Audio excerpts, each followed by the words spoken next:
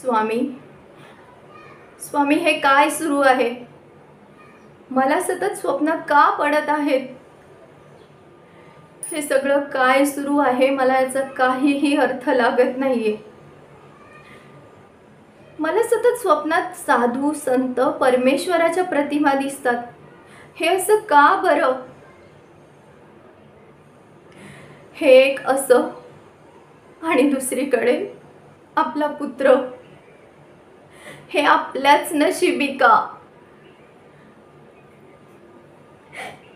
स्वामी, मला आपल्या पुत्रांच्या वेदना नाही पाहावत.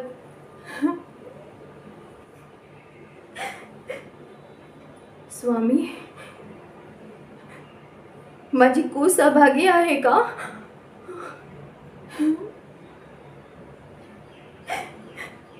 स्वामी, तुम्हाला व इतरांना माझ्यामुळे खूप काही ऐकावं लागतं